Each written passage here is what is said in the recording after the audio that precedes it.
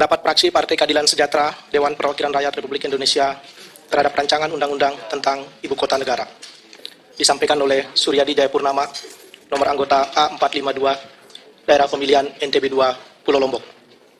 Bismillahirrahmanirrahim. Assalamualaikum warahmatullahi wabarakatuh. Selamat pagi dan salam sejahtera untuk kita semua. Yang kami hormati para pimpinan, ketua dan wakil ketua Pansus beserta seluruh rekan-rekan anggota Pansus. Yang kami hormati Bapak Menteri Pendidikan Pembangunan Nasional, Kepala Bappenas serta seluruh jajarannya. Yang kami hormati Bapak Menteri Dalam Negeri serta seluruh jajaran. Yang kami hormati pula Bapak Menteri Hukum dan HAM serta seluruh jajaran. Yang kami hormati Bapak Menteri Agraria dan Tata Ruang serta seluruh jajaran atau pejabat yang mewakili. Yang kami hormati Menteri Keuangan atau pejabat yang mewakili serta seluruh jajaran. Yang kami hormati perwakilan dari DPD RI. Terima kasih, Pak. Pertama-tama marilah kita panjatkan puji syukur kepada Allah Subhanahu wa taala atas limpahan rahmat, taufik dan hidayahnya kepada kita semua sehingga pada malam hingga pagi hari ini kita dapat menghadiri rapat dalam rangka menyampaikan pendapat fraksi terhadap rancangan undang-undang tentang Ibu Kota Negara. Selanjutnya selawat dan salam tak lupa kita sampaikan kepada Rasulullah sallallahu alaihi wasallam. Pimpinan dan anggota serta Bapak Menteri dan hadirin sekalian yang kami hormati, pembahasan RUU Ibu Kota Negara yang saat ini sedang kita lakukan berbarengan dengan kondisi ekonomi Indonesia yang masih belum pulih. Masyarakat masih berjuang melawan COVID-19, krisis yang terjadi akibat pandemi mengakibatkan banyaknya orang kehilangan pekerjaan dan angka kemiskinan pun masih tinggi. Dan menurut data Maret 2021, angka kemiskinan sebesar 10,14% dan diperkirakan pada akhir tahun 2021 dan awal tahun 2022 akan terus meningkat. Selain itu, Kementerian Keuangan juga mencatat posisi utang pemerintah per akhir Oktober 2021 sebesar 6.667,28 triliun yang setara dengan 39,69% produk domestik bruto.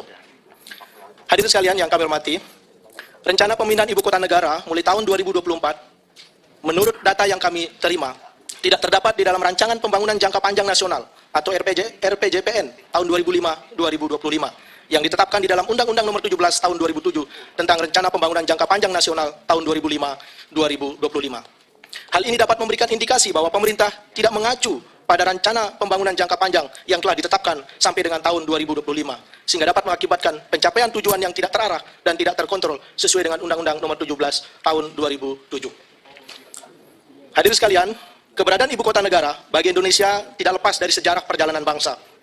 Oleh karena itu, fraksi PKS khawatir memindahkan ibu kota dari daerah khusus ibu kota Jakarta yang memiliki sejarah perjuangan bangsa ke daerah lain menyebabkan terputusnya ikatan kolektif bangsa ini dari rantai sejarah perjuangan bangsa Indonesia. Selain itu, PKS juga melihat bahwa RUU IKN ini masih memuat potensi masalah baik secara formil maupun material, mulai dari proses pembahasan yang sangat singkat hingga banyaknya substansi yang belum dibahas secara tuntas.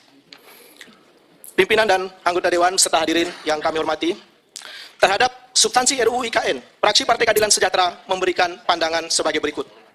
Pertama, beberapa materi muatan yang terdapat di dalam RUU IKN mengandung permasalahan konstitusionalitas. Kami melihat bahwa konsep IKN yang dirancang sebagai daerah khusus tanpa adanya penjelasan yang lebih lanjut di dalam RUU ini tidak sejalan dengan konsep negara kesatuan sebagaimana diatur dalam pasal 1 ayat 1 dan pasal 18 Undang-Undang Dasar 1945 serta konsensus nasional 4 pilar kebangsaan. Konsep daerah khusus tanpa ada penjelasan yang lebih rinci di dalam RUU IKN ini memungkinkan penyelenggaraan pemerintah daerah IKN dikelola oleh otorita IKN, di mana pengisian jabatan kepala otorita IKN dilakukan melalui penunjukan langsung oleh Presiden. PKS memandang bahwa membentuk undang-undang perlu mempertimbangkan kembali konsep penyelenggaraan pemerintahan IKN melalui kelembagaan otorita, mengingat Konstitusi Pasal 18 Ayat 3 dan Pasal 18 Ayat 4 Undang-Undang Dasar 1945 hanya mengenal kelembagaan gubernur dan DPRD sebagai unsur pemerintahan daerah di tingkat provinsi. RUU IKN juga memungkinkan wilayah IKN tidak ada kelembagaan keterwakilan masyarakat melalui Dewan Perwakilan Rakyat Daerah. Fraksi PKS tidak sependapat tentang konsep ini karena penyelenggaraan pemerintah daerah tanpa adanya kelembagaan DPRD tidak hanya bertentangan dengan ketentuan pasal 18 ayat 3 Undang-Undang Dasar 1945, tapi juga akan melahirkan otoritarianisme di ibu kota negara. Kedua, fraksi PKS memandang bahwa karakteristik Indonesia yang beragam dan masyarakat adat yang terikat oleh wilayah adat belum dijelaskan secara detail tentang teknis memperhatikan hak atas tanah masyarakat adat dalam RUU tersebut.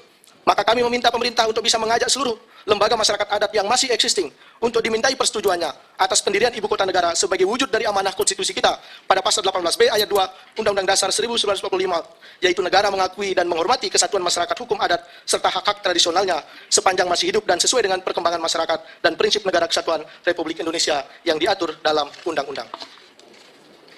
Berikutnya, fraksi PKS memandang bahwa pembangunan IKN akan mengakibatkan perubahan lingkungan dan kawasan hutan yang mengancam kehidupan hewan dan tumbuhan yang penting di lokasi IKN. Hal ini berdasarkan hasil rapid kajian lingkungan hidup strategis KLHS yang dilakukan oleh Kementerian Lingkungan Hidup dan Kehutanan, menunjukkan bahwa wilayah IKN memiliki keanekaragaman hayati yang sangat beragam. Secara umum dalam draft RUU IKN tidak terdapat pasal yang secara spesifik memberikan gambaran yang rasional, utuh dan saintifik terkait dengan konsep pembangunan IKN yang berwawasan lingkungan yang mematuhi prinsip pembangunan berkelanjutan, khususnya dalam hal perlindungan kawasan hutan, termasuk di dalamnya perlindungan hewan dan tumbuhan langka di lokasi IKN. Kami juga memandang perlunya rencana induk yang baik dan transparan, termasuk pendanaannya yang terintegrasi menjadi bagian yang tak terpisahkan dari RUU ini.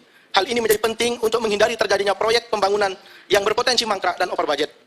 Fraksi PKS memandang semestinya rencana induk IKN dan draft RUU IKN adalah satu kesatuan dokumen yang harus diserahkan secara bersamaan kepada DPR. Terima kasih kepada Ketua Pansus RU tentang Ibu Kota Negara, yang terhormat Saudara Dr. Haji Ahmad Doli Kurnia Tanjung, SSIMT, yang telah menyampaikan laporan hasil pembahasan RU tersebut.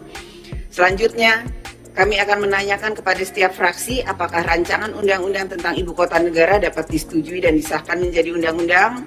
Interupsi, Bu Ketua. Interupsi, Bu Ketua.